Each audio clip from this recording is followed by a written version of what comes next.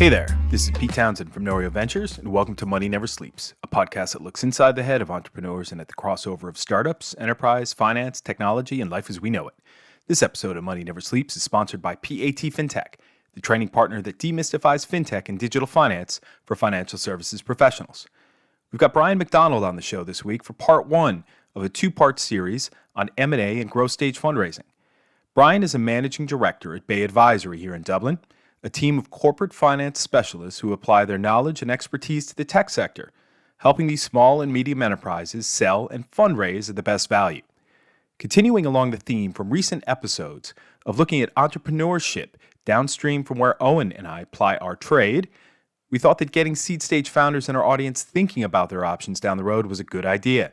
So let's just ramp right up into the flow with Brian McDonald of Bay Advisory on this week's episode of Money Never Sleeps. Money never sleeps, pal.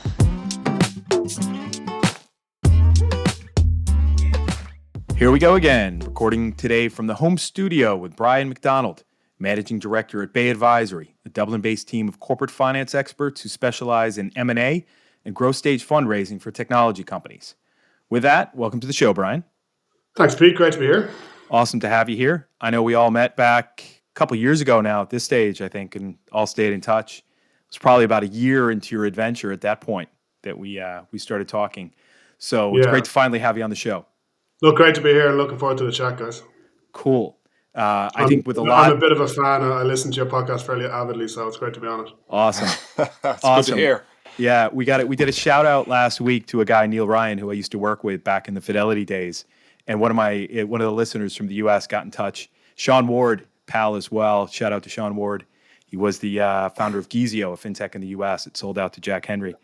He got in touch and said, heard the shout out to Neil Ryan, sent chills down his spine. Like it was, back in the good old days, 20 years ago. So never forget show your age, Pete. Yeah, never forget where you come from, right? But speaking of the US, at least half our listenership is in the US, and there's some crazy, crazy stuff going on there as we record tonight, 9:09 p.m. on the 6th of January. And we won't get into what's going on in the US Senate right now. But with obviously our US audience perhaps thinking about expanding to Europe through Ireland, I think we got a ready-made audience for you, Brian. Also, the local Irish tech entrepreneurs as well. So I was really eager to have this chat just to kind of really see how it all works, right? So Sure. Without much further ado, how about we just have you get into your backstory and share with the listeners how you got to this point? Sure, yeah, absolutely. So when I finished school, I was kind of broadly interested in business like most people. So I did a broad business degree with a language and really loved French. Went to France, studied in France, had a really super time.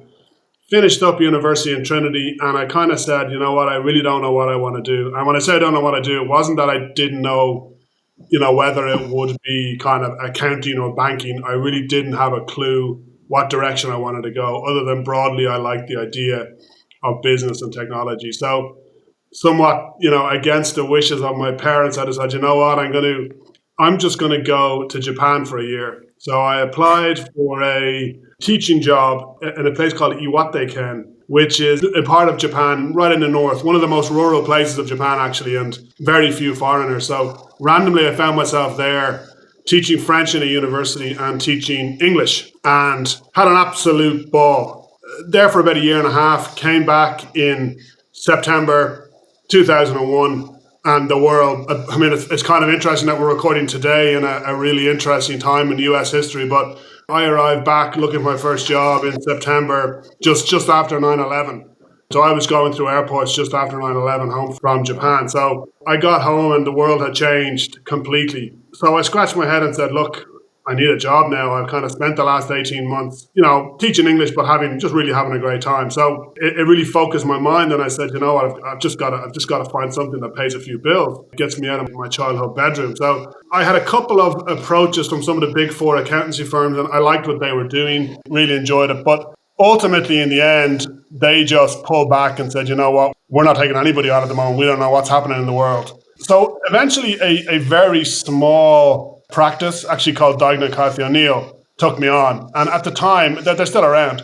At the time, this was a really small practice, sort of accountancy practice where they hand you a a box of receipts and say, pull these accounts together. Funny enough, and I think about it a lot, it's probably one of the best things that happened in my career was that I didn't join PwC or KPMG straight away, because I ended up really in a situation where I had to learn everything from scratch. And I got a lot of experience in very small businesses. After that, I qualified as a chartered accountant, and then I decided I'd get the badge, I'd get the kind of big four experience. So I went to PwC, stayed there for 2 or 3 years as a manager. And then I guess the bigger move at that stage was I moved into leverage finance and corporate finance at AIB. From there, after about 4 years in AIB, we're kind of through to our next crisis, which was the financial crisis. In around 2010, the world was falling apart and AIB was closing its leverage finance office. So again, at this stage, I was married with a young son, and essentially my job was going pretty quickly. So I took the very difficult decision to move to London. Family stayed in Dublin. Wow. I commuted back and forth for about a year, and that was very difficult. My wife, obviously, I think I mentioned to you before, my wife's a doc. She was working in a hospital here. I was commuting back and forth and really didn't want to move the family until I was sure this was something we were going to do. So I ended up in London with GE Corporate Finance Bank on the turnaround and restructuring team, because that was basically all that was being done at that time in the cycle. And after about a year, moved the family across. And then the family were probably only there, we were only there about 6 months to a year when I was working on the turnaround and restructuring of a document management business, a kind of an old school printer called Service Point. Worked on that, turned it around and sold it to a business called Paragon. And then really quickly thereafter, the CEO of Paragon, a great guy, a fellow called Paddy Crean, asked me, well, will you come across to Paragon with it? And, eventually I said, yes, I would. So I kind of leapt from a very banking finance background to suddenly running essentially a UK business, a UK printing and document management business. And it was a space I knew pretty well as a banker, but, it's a totally different kettle of fish when you're actually running these businesses. So I spent about a year working on the Service Point turnaround, and then moved to the board of the Paragon Group itself, which was really a big move for me. I came back, I moved the family back to Dublin. Then I took over the role of being head of corporate finance in Paragon, whilst also being a kind of slight troubleshooter. I'd go around the group and fix some of the problems. And also, as I said, look very closely at acquisitions. At the time, Paragon was really very focused on a couple of types of acquisitions. One was consolidating the document management / printing space. Really interesting space, but consolidating very quickly. Real technological urge. The two types of acquisitions. The first was consolidating these types of technology printers that were struggling with new technology and were essentially commoditized business. The other types of acquisitions were these high-end OCR businesses. So character recognition technology was just in its infancy then, but it was really growing quickly. Scanning technology was really big at the time. So on the one hand, looking at businesses that were consolidating, buying turnover, and on the other hand, looking at these really high-tech businesses that were adding value to the business from a technological perspective. Okay. Then after a great time in Paragon, I guess at this stage I had 3 young kids, and the role in Paragon was really exciting, but I was all over the world with it, really. We only had about 15 people in Dublin, and at the time there were probably 3,000 employees. So dotted all over the world. So it was a really hardcore lifestyle. I was away a lot from the family. I was also at the time I'd become a shareholder, and I was on the executive board. So it was a really interesting role. But eventually, about 4 years ago now, 4.5 years ago now, I kind of got the feeling that I really wasn't able to commit to another long period of that sort of lifestyle with Paragon. So very amicably, I just approached the CEO and said, look, can we have a chat about this? And very quickly, it got sorted. In the background, what had been happening all the time is, I guess about 2 years before that, I had joined the Bloom Group, the Bloom Investment Group here in Dublin, which is an investment syndicate specialized in technology. And I'd really got interested in that type of investment. So a lot of stuff was starting to come together in my head. I could see from the Paragon experience that there were lots of small businesses that were poorly advised from a corporate finance perspective. And at the same time, I was looking at personally investing in small, early stage technology businesses. So these things, at the same time I was looking to leave Paragon, were all coming together in my head. I could see that there was a requirement for a fairly specialist corporate finance house, and a corporate finance house that was prepared to take on much smaller businesses. And there are some great bigger corporate finance houses in Europe and specifically in Dublin. But most of those really, for a variety of reasons, won't get out of bed for fees less than kind of 100, 150K. Mm-hmm. But smaller businesses can't afford that. They tend to be advised by often very, very good accountants who produce excellent accounts and do excellent tax returns, but they don't really understand corporate finance. They don't understand buying and selling businesses, and they don't understand the fundraising process. So all of those things kind of came together. Initially, I thought it'd be a one-shop house. I'd be by myself, but there's actually 6 of us now.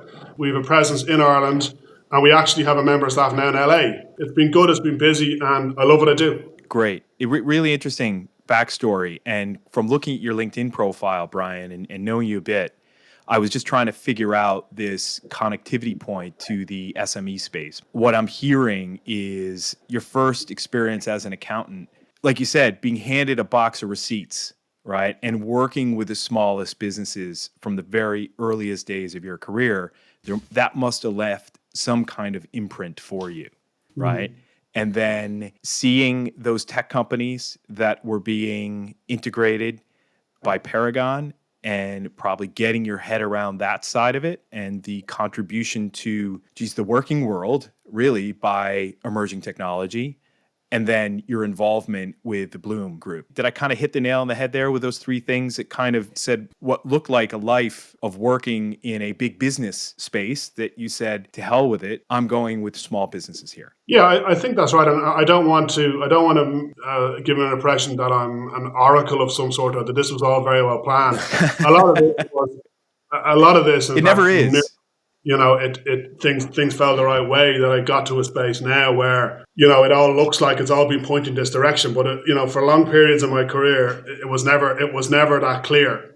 When you pull the threads together now, it kind of becomes obvious that what I'm doing now is what I should be doing. But what's been lucky in some ways is that what I try to do with Bay Advisory is to bring the professionalism and the rigor of a large corporate finance house to smaller businesses. Yeah.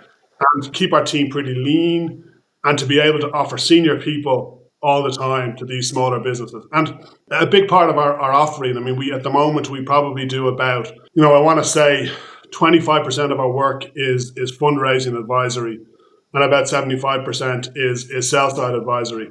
But they're quite complementary. And even though, very often the fundraising advisor is a bit of a labor of love because it can take a huge amount of time, very often through our professionalism, we get the sell-side mandates later on.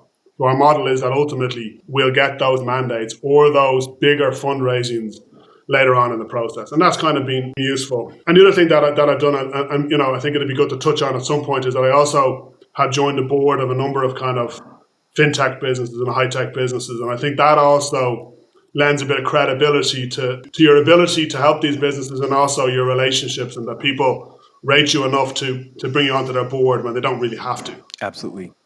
Yeah, I know what you mean there. I'm going to say it's really interesting bringing that corporate advisory specialty piece to the smaller companies. Like you said, when they're typically might be working with an accountant or something, it's being able to bring that expertise down to that earlier level and work with those companies. Because I'd imagine what you find, even when you talk about the kind of work you do with some of the companies, is that it's the earlier you can get in and get them kind of on the right path through fundraising and through thinking about that piece around potentially positioning something for a sale. Like, that's all incredibly valuable for them earlier on. Is that what you find, kind of having that their earlier engagement with more value? Yeah, I think that's right. And I think that's why we call ourselves kind of long-term players. So we are prepared to spend some time with a client or a potential client and do things that most advisory firms run a million miles from, which is give free advice. So we're very open to giving free advice.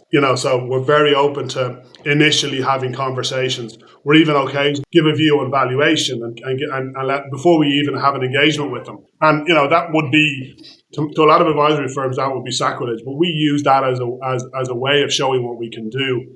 And also for our side, we use it as a way of filtering out clients who are serious, who we want to work with. Because what we learned very quickly was that we need to be very careful in terms of the businesses we take on. And we need to be long-term players, because it's only in the long term that these businesses become profitable for us over time. It's over a number of transactions over time that they become a profitable client for us.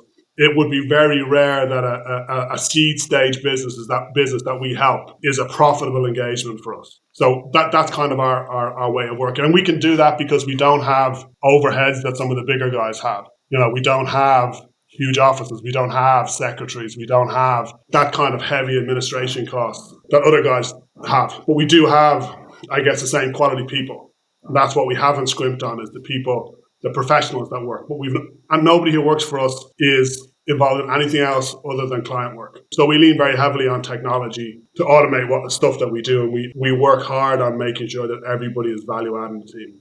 You have a friend for life with a client that you brought through this process, from their idea all the way through to, a VC or an angel putting cash in their bank. Yeah. If you've been through that process with them, you have a friend for life. Absolutely. And later on, in either Series A, Series B, they come back to us, or if they're looking to exit or they're looking for some sort of other corporate finance event, we're normally first people they'll talk to. Yep. If you think about the year of 2020 that's now behind us, right? It was an absolute curveball for everybody, to put it lightly, not just professionally, but also personally. What are some of the evolving market trends that you're seeing, Brian, that are pushing tech SMEs to start thinking about their options for selling their business? Well, before we get to the kind of professional, I think the personal question is interesting. I think I said, as I mentioned to you guys before, I'm feeling pretty optimistic today. And my wife is a hospital doctor. She's a geriatrician, and she got her COVID vaccine 2 hours ago. So, notwithstanding the outbreaks that are in Ireland and are all over the world, I guess I'm feeling personally pretty optimistic. Good. Going forward. And I in terms of the trends, I think there are some interesting COVID trends on the business side, and then there are some interesting trends on the availability of funds and the financial market side.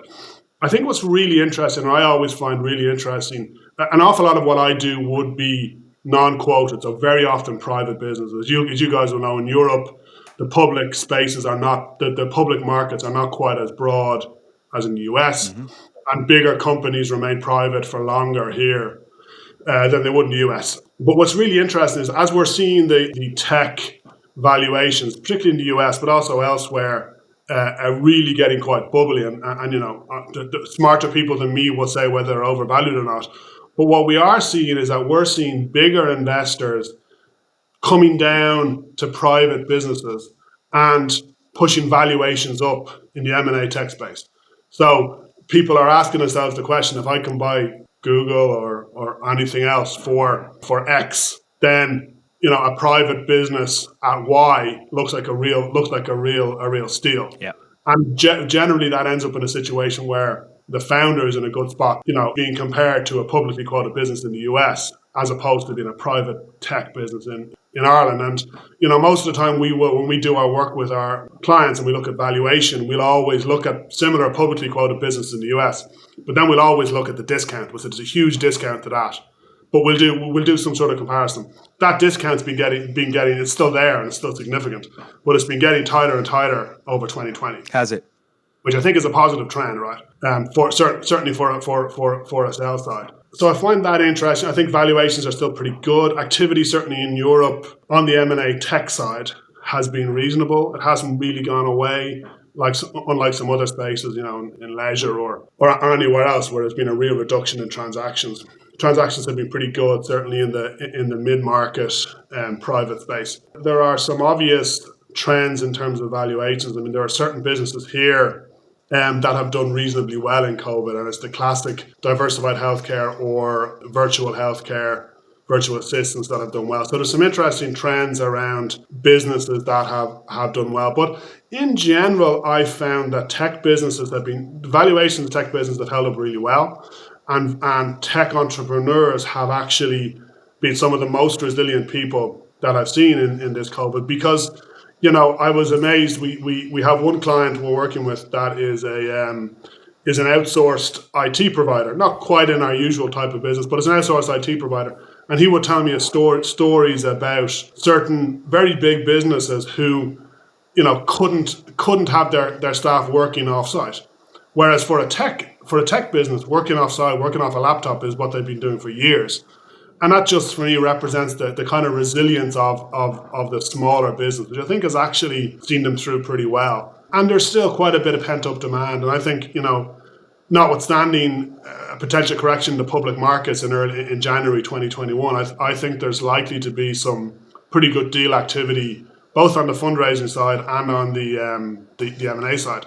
What's been interesting, though, and worrying, I think, on a less positive note, is the fundraising side. Whilst absolute volumes of venture capital and angel capital have stayed relatively strong in Europe and elsewhere, that hides a multitude in that a huge amount of capital is going in Series B, Series C rounds, and seed rounds are really struggling. Angel investors are really pulling back in Europe, and that's been seen in Ireland as well. So I that is a real worry to me, is where seed capital comes from. And it takes a lot of stones to invest in a seed business. And when you have macroeconomic noise like COVID in the background, it becomes even more difficult to get those people to take a punt. And that's my real worry, right, is that we are potentially not funding very credible businesses and very credible founders who should be found and would have been funded rather in any other economic environment. This episode of Money Never Sleeps is sponsored by PAT FinTech, demystifying fintech and digital finance for financial services professionals. PAT FinTech enable financial services professionals to transform their capabilities into the digital age, with dedicated virtual training programs geared towards those that can develop, deliver, and monitor optimally customized user experiences balanced by appropriate governance, control, and oversight. To learn more about PAT FinTech, go to moneyneversleeps.ie/PAT FinTech. Are you finding, I suppose, the conversations you have with entrepreneurs, is there more of an interest in people looking to cash out or just looking to exit because COVID has been such a bad impact, or it's just like, even from a personal point of view, has impacted on people that they're thinking about selling more maybe than they would in a typical year? You see a bit. To be honest, if someone came to me, and we do this quite a lot, right? If someone came to me and said, I want to sell because COVID's just been too tough, I'd really tell them, look, have a think about that. I'm really not sure that's a good decision to make based on COVID, because I'm not going to try and predict how the disease is going to go, but we do know it will end. And selling a business based on a kind of a once-off shock event probably isn't a great idea. So if a potential client came to that, I'd really like to interrogate that, and I'd really like to understand the thinking. Because very often, if a client comes to me and says, I want to sell the business, very often, really what they're saying is, I want to de-risk. And they think that the only option here is to sell everything to a PE firm and walk away. Whereas, very often I can say, well, look, you could sell part of this business. You could take a chunk of change off the table. You could buy yourself a new house.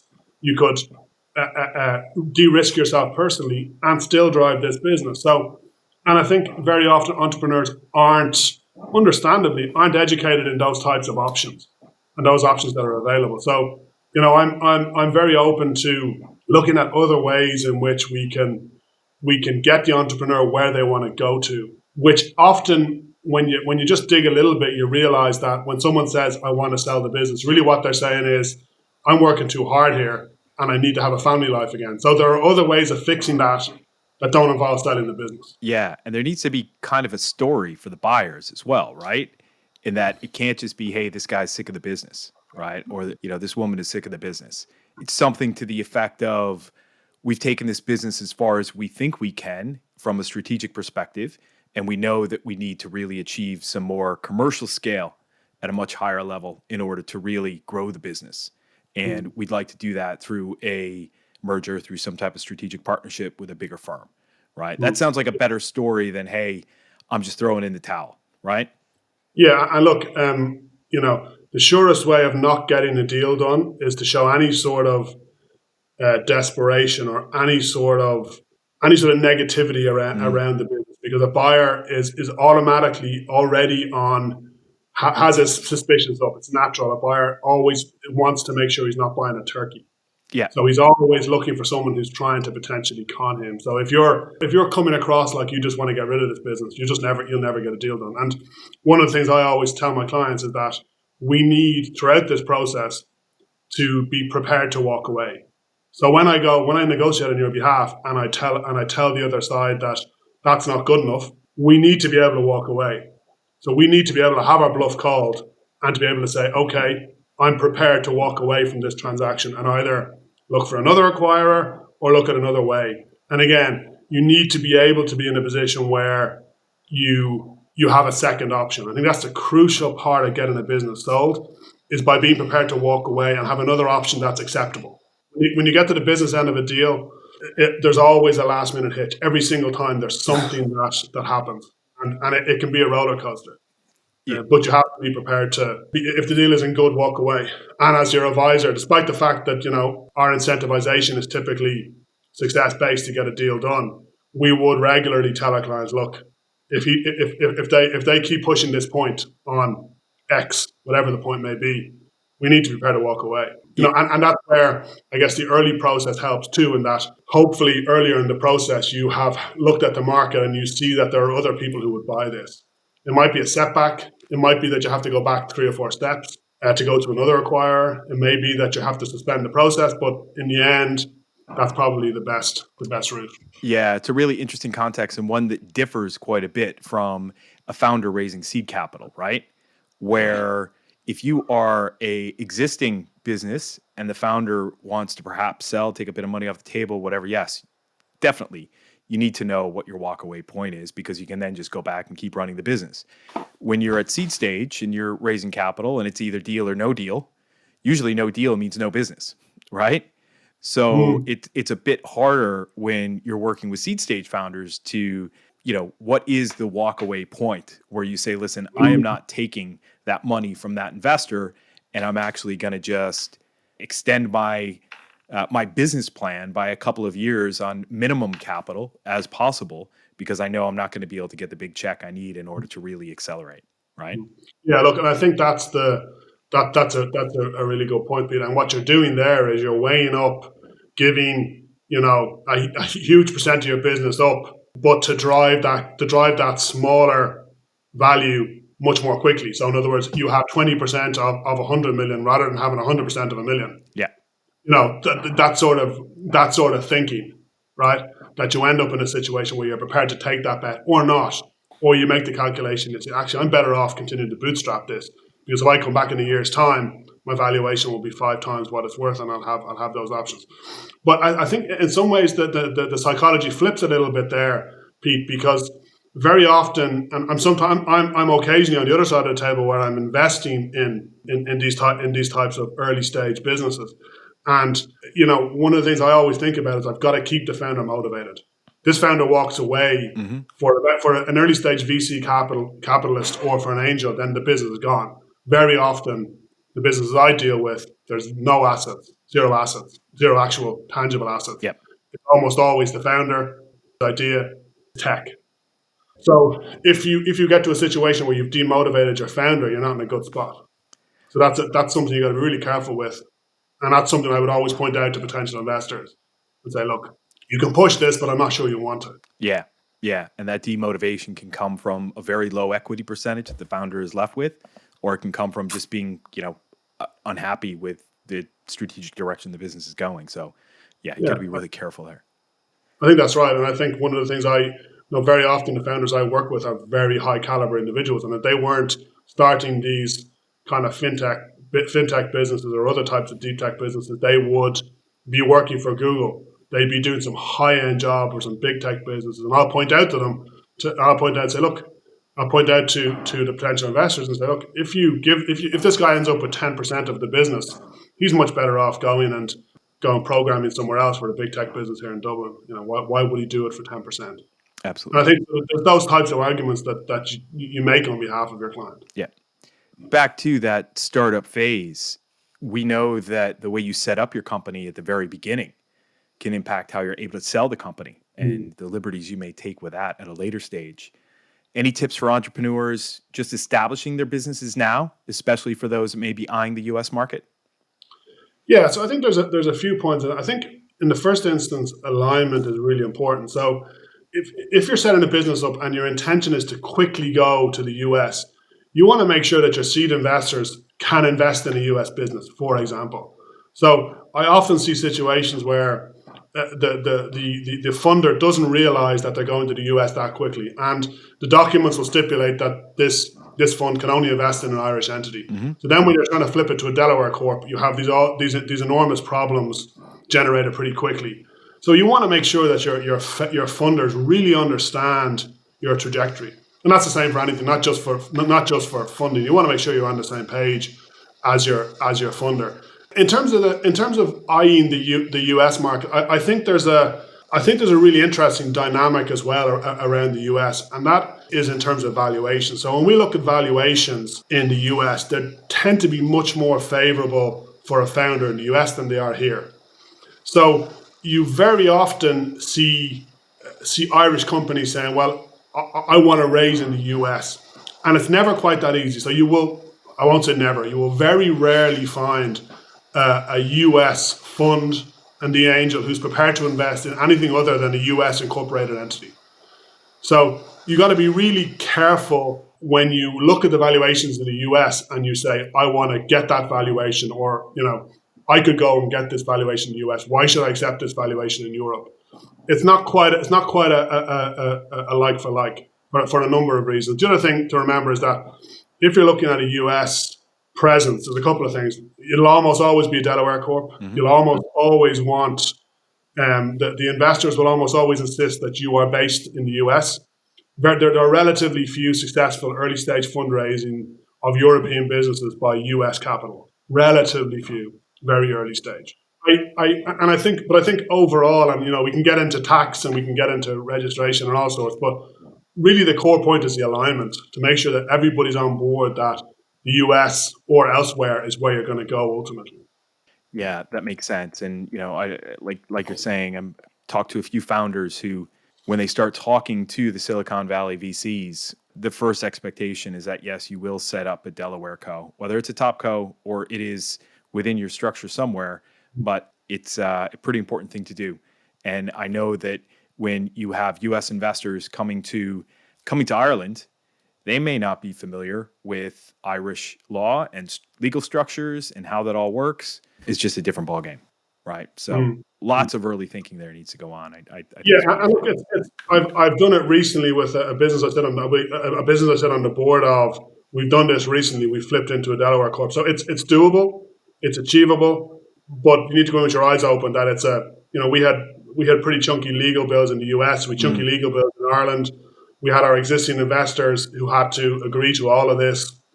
Our investors had to agree to flip to a Delaware corp. Irish individuals and funds agreeing to flip to a Delaware corp. So there was quite a process. It's not just start a company in the US and keep going. It can be complicated, and the reverse is true as well for US businesses looking to move into Europe. Absolutely, it's not that straightforward. Yep. It strikes me, Brian, kind of in terms of all the conversations and the work you do with the companies you're working with, that you're seeing, or kind of your role is that kind of trusted advisor piece. I know, which probably sets you apart from the larger kind of corporate advisory kind of players and stuff. But, that trusted partner, you talked about a friend for life, and some of the, it feels like that's how you kind of position yourself, probably naturally, in terms of the work you do and the way you kind of are with clients. But do you see that that's kind of personal thing, or is that just how you see your kind of role evolving with the companies that you work with? Because I know you talked earlier about being on boards. You would imagine that, as you've worked with the company over different stages, that the natural fit then is to be on the board and to work with them in that sort of piece.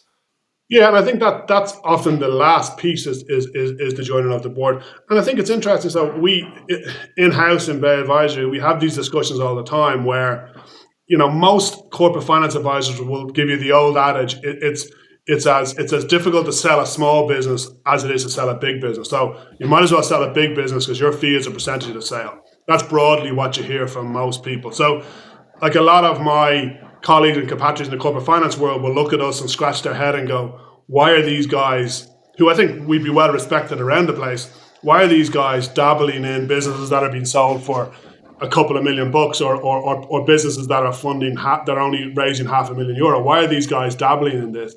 And I think the answer to that is that, A, it's what we want to do because it's the type of people we want to be involved with.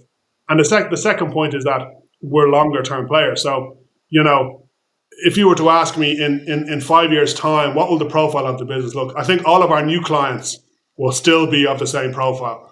But I would expect that over that time, in 5 years' time, we will have also worked on much bigger deals, primarily because we've taken these businesses from early stage. But I don't envisage us I don't envisage our profile of new client, changing ever. On those directorships, Brian, I'm always interested in kind of the interplay between those on which you are a director and those in which you have this advisory role, right? There is a line that you kind of have to draw between those two. Are there some things that you've learned from those where you just are a director that you then have brought into your advisory clients in terms of frameworks or lessons learned or anything like that? Yeah, there's a few things you need to be careful. As a director, obviously, I have duties that I take very seriously. So you need to be very careful to make sure that you're on the right line. You're on the right side of all of those obligations. And I'm a director of two businesses. One is Cerebrium, which is a character recognition business.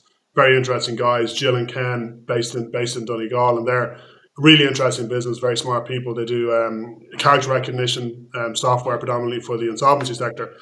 And Umba, which is a fintech, an African fintech, Tiernan and Barry based, a Kenyan fintech, doing some really interesting stuff as well. I think it's kind of obvious how I ended up on the board of those. Cerebrium was an obvious fit because I know the space really well. So in some ways, that's slightly different. It's not, whilst obviously I have a corporate finance role, I also understand the space pretty well and help them out with that.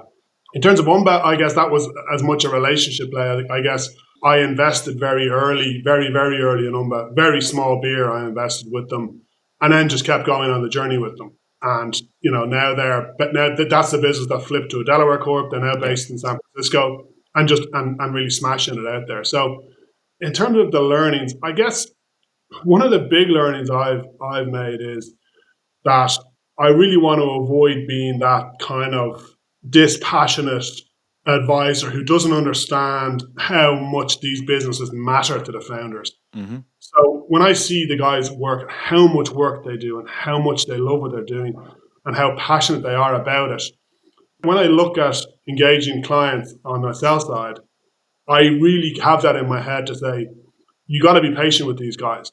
Their passion may come through in terms of the instructions they give you. They may not always be very clear in terms of whether they really want to sell or they don't want to sell, because it's difficult. It's emotional. It's an emotional journey to sell a business that you've poured your heart and soul in for 10 years. So I think that's the thing I've learned is to really show empathy and to understand the journey these guys have been on, because I think that's what is really important. And I think again that's what gets me more business over time.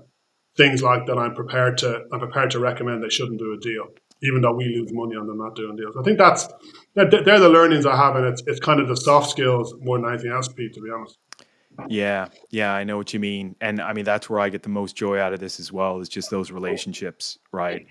And just being able to help, whether when it's something completely untechnical, completely unmarket focused, completely uncommercial, completely unfinanced, where it's just a personal situation where they need to bounce something off you and just get a different perspective, help them step back, The other point on that really is that from our perspective, the credibility we bring from being on the board of two really high-tech businesses, people say this guy knows.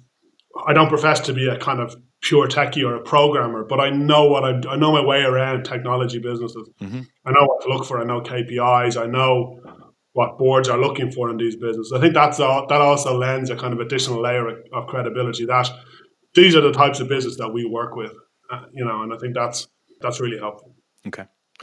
There's probably a lot to be said as well in terms of your relationships with the companies, especially earlier stage ones, that you're on a journey yourself in terms of your own business. You're not coming in kind of like you said, that dispassionate piece. You're not coming in as an advisor for a big firm, just looking at it as a transaction. You have gone through a process yourself. You're on a journey yourself, building a business. You're up to 6 people now. So there's a lot of kind of empathy there in terms of your understanding of the challenges a company are facing and their knowledge that you kind of feel their pain as well. I think that's right, Owen. I think that's the biggest learning I had personally when I set up Advisors. I've been doing transactions all my career. So getting a transaction done for me is actually the easy part. What was much more difficult was everything else about running a business, making payroll, those types of things that I've never had to thought about before when I'm working for big banks or I just got paid, big check, bonus come in at the end of the month, happy days. Whereas now I have to think about everything in the business. It's not just, get a deal done, move to the next deal, have your closing, have your few beers and closing and move to the next deal. It's much more involved than that. And that's my biggest learning, right, is that I understood deals when I worked for the big corporate. I didn't really fully understand running your own business, which again, has been a big learning for me. Yeah. Well, Brian, it's been a fantastic conversation tonight, and I'm thrilled to say we are going to bring you back for part 2 next week. Are you sure? Yeah, absolutely. Absolutely. We need to go deeper. Yeah. There's a lot in prepping your business for a sale, right? Different options that you have, including M&A, as we talked about, acqui-hires, mergers, make the decision to go it alone, like you said. And what are some of the things that you think about, and how do you prep your business to actually do this? And it's not an easy process. It's not a quick process. So I want to dig more into that next week. But thanks for coming on to the show tonight, and really looking forward to that next chat. Thanks, guys. Really, really, really enjoyed Great the chat. having you. Next week. Thank you. Talk soon.